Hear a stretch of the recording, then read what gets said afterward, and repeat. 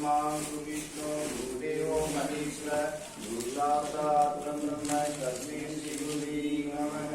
गुरु संकल्पितो नमः।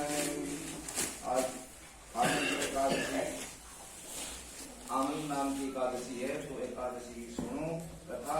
कथा सुनने से पहले थोड़ा सा नियम है, तो आपका नियम करना चाहिए। कथा के अंदर जो आप हमें अच्छे और शुद्ध विचार रखनी चाहिए, और उस जो हमें शरीर के अंदर मन के अंदर करो बिल्कुल नहीं जाना है, एकदम मन में शांत रखिए और एकादशी को व्रत को पालन करें। और मेरा आरव है द्वादशी का दिन व्रत आप लोग करेंगे, आज के दिन फलाहारी करना, ठीक है सब। बोलिए कृष्ण भगवान की जय हो। चाहते में बंद मात्र हाँ।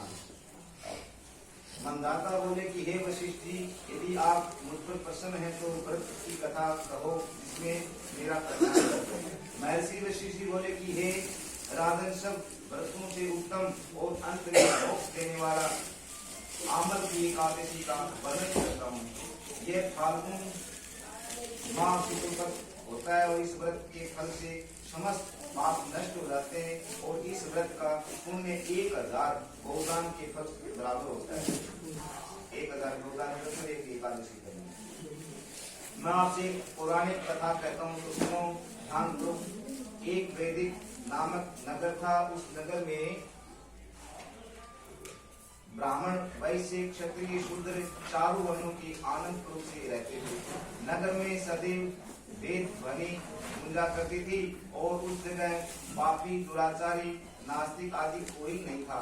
उस नगर में चैत्ररथ नाम चंद्रवंशी राजा राज्य करता था। वह महान विद्वान था और धार्मिक था। उस राज्य में कोई भी दरिद्र नहीं था और कोई कंजूस नहीं था।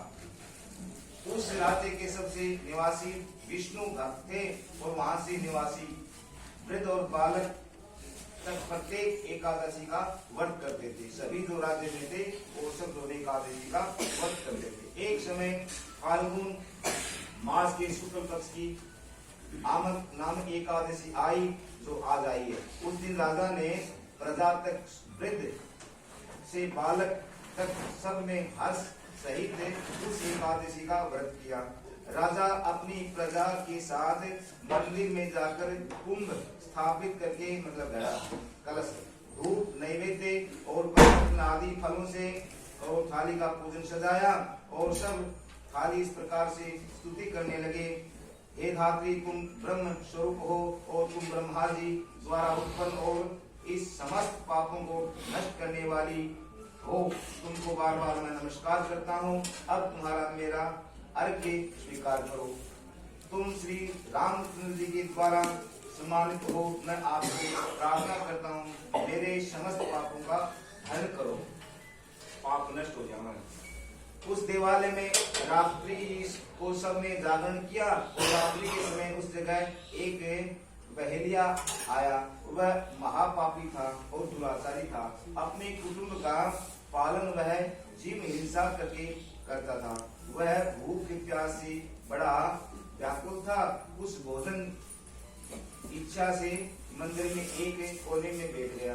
उस जगह विष्णु भगवान की कथा एकादशी महात्म्य में सुनने लगा, और उस प्रकार उस बहेलिया ने समस्त रात्रि को अन्य लोगों के साथ जागरण किया, और जागरण के प्रातः काल होते ही सभी लोग अपने अपने घर गए। इसी प्रकार वह बहेलिया भी अपने घर को चला गया और भोजन किया। कुछ समय बीतने के पश्चात वह बहेलिया की मृत्यु हो गई, और की एकादशी के व्रत तथा जागरण के प्रभाव से उसने एक राजा के यहाँ जन्म ले लिया। उसका नाम वसुरथ रखा गया।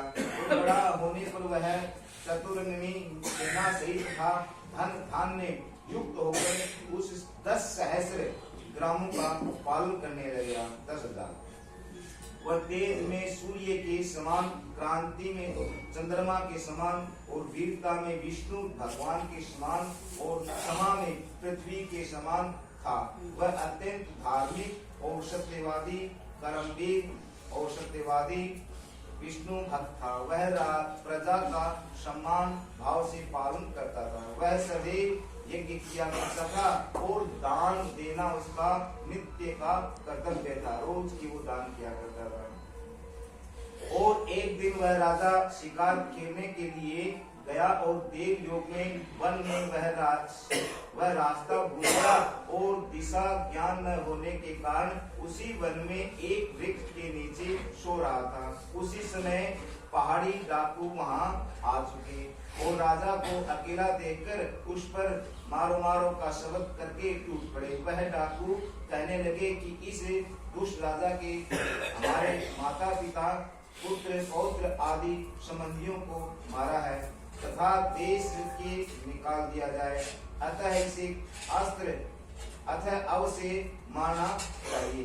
ऐसा कहकर वह डाकू राजा को मारने लगे और उस पर अस्त्र शस्त्र का प्रहार करने लगे और उसके अस्त्र शस्त्र राजा के शरीर पर गिरते ही वह नष्ट हो जाते और राजा को पुष्पों के समान प्रतीत होते हैं। वो प्रहार करें और राजा के पुष्प बरसे। इस प्रकार देखते हुए उन डाकुओं को अस्त्र शस्त्र पर उल्टा प्रहार होने लगा, जिसमें वह मूर्छित हो गए। उस समय राजा के शरीर में एक दिव्य देवी प्रकट हुई। वह देवी अत्यंत सुंदर थी और तथा सुंदर वस्त्रों तथा आभूषणों में अलंकृत थी और उसकी भ्रुकुटी देवी थी। उसकी आंखों में लाल लाल अग्नि का निकाल रही थी और वह उस समय दूसरे काल के समान प्रतीत होती थी। वह उस डाकुओं को मारने दौड़ी और समस्त डाकुओं को काल के गाल में पहुंचा दिया। जब राजा जगा तो उन डाकुओं को मरा हुआ देखकर सोचने लगा कि इस शस्त्रों को किसने मारा, मेरा इस वन में कौन हितैषी रहता है। वह राजा ऐसा मन में विचार किया और विचार करते ही आकाशवाणी हुई कि हे राजन, इस संसार में जो भी विष्णु भगवान के अतिरिक्त तेरी कौन रक्षा कर सकता है। इस आकाशवाणी को सुनकर राजा अपने नगर को वापस चला गया और शुभ राजा करने लगा। और महर्षि वशिष्ठ बोले कि हे राजन, यह सब आमल की एकादशी के व्रत को प्रभाव था। जो मनुष्य एक बार आमल एकादशी का व्रत करते हैं और प्रत्येक कार्य में सफल हो जाते हैं और अंत में भगवान विष्णु लोक में चले जाते हैं। बोले कृष्ण भगवान की जय हो। श्रीमन नारायण नारायण नारायण नारायण नारायण